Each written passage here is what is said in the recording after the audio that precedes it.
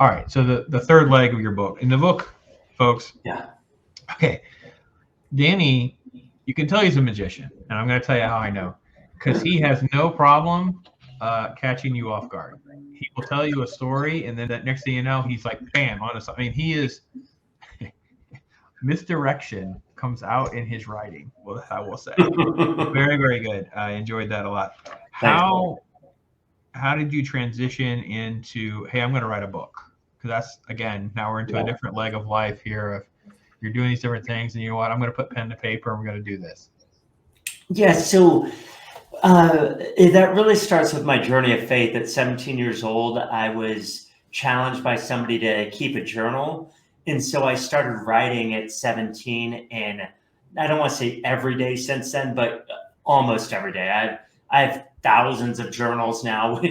I have them all over the house, in my studio, in not a closet, in the shed, out these doors here. And so, yeah, they're just a bunch of journals now. And so I wrote a book about 5 years ago. And after that book, my wife and I were talking about what would it look like for our 25th anniversary, which we just celebrated, to give back to the community, to give back to people.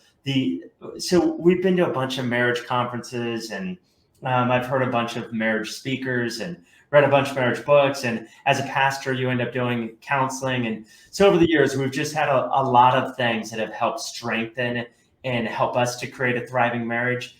And so we thought, what would it look like to give back? And so that's when we started to think, how do we put this to paper? And we came up with the idea of doing it from a magician's perspective, which is a different angle of hitting, marriage that most people aren't able to do. And so for the last 3 years, I've been writing that book. And obviously, I know you've read through it, is Kimberly has her Kimberly's Corner. And so she's put her thoughts and her perspective in there as well. But for the most part, it's like from my angle, from a magician's angle on how to create a great marriage.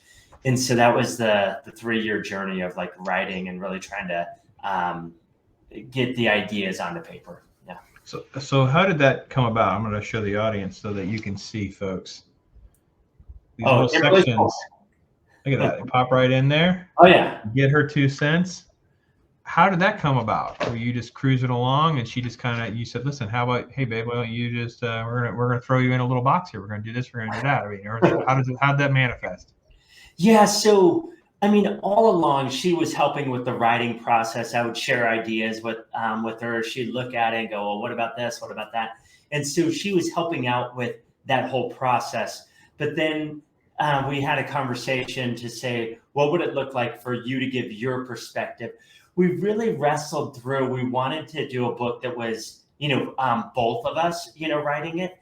But a lot of the books we've read that way together, it's a real hit or miss. It's really tough when you have 2 authors writing a book to know who's actually writing, who's speaking to you.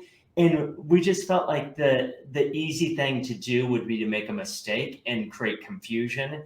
And it would be easier to do it from my perspective, the Magician's Guide to a Magical Marriage, and not try to put both of us in there. But the Kimberly's Corner was like the perfect compromise that way to get her insights and her perspective on things. So that's how that came to be. And I'm assuming at this point, this is kind of how you had developed some structure. You got to have some sort of structure when you're writing. I've asked people all their different writing strategies, those kind of things. You guys kind of came up with these 3 basic principles, communication, communicating, overcoming impossible, and then, the successful marriage thing. So talk about developing the 3 fundamental pillars that you sort of kind of build the book around. Yeah. So I took a day in San Diego. This would have been in early 2020, in January 2020, to meet with this guy. His name's Jim House. He has a book ministry called the Book Carver. I was like, don't drop the name of his book company. And he really helps authors take all of the craziness, at least for me in my head, and get it into a structure. And so I met with him for probably 10 hours where we just threw everything that I've thought down onto notes all around a giant table. We had rented out this room in San Diego, and then we put all the chapters on the wall. And so I probably had like 30 ideas for chapters. And then we started to go, well, these two chapters, this one over here and this one over here, they're similar. Let's put those together. And, so we started to like see everything laid out. And then we started to take all of those 30 chapters, got condensed into 18. And then we're like, what's the order of this? Where's the patterns that we see? And so basically we started to see that there were 3 like strong things that I was trying to say. And you spoke of those already, but the communication, the overcoming, and then the thriving. And those 3 things helped us to go, okay, this is what this book is, and then we were able to take like sticky notes and just like write out all the different things that would fit into each one of those sections. And after, 10 hours or so of getting that done, I brought that home to my wife, and she's like, this is craziness, because I took a whole room and cleared everything out of the room and just put all the chapters up on the wall.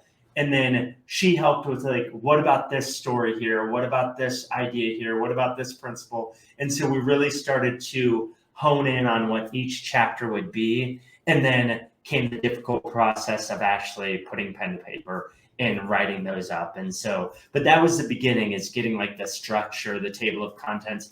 And some of that changed along the way, but for the most part, that structure gave me the ability to go, okay, now I'm going to write into this chapter.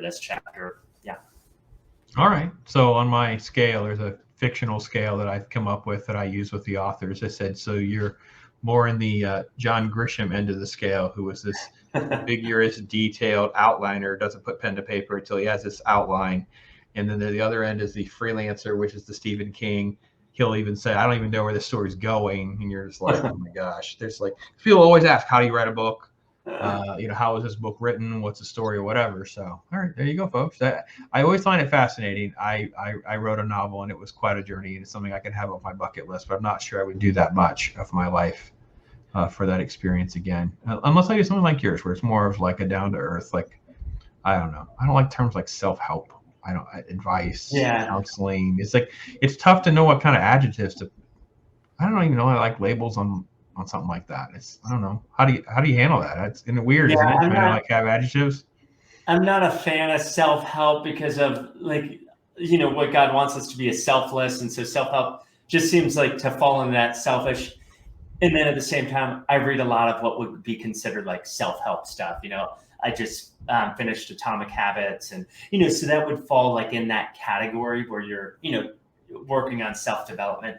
So I guess in the healthy sense of that, it would fall into that category of, a marriage book, or, how to help that I'll say that's what I want to do, is I want to help people with their marriages. So whatever category that falls into. All right.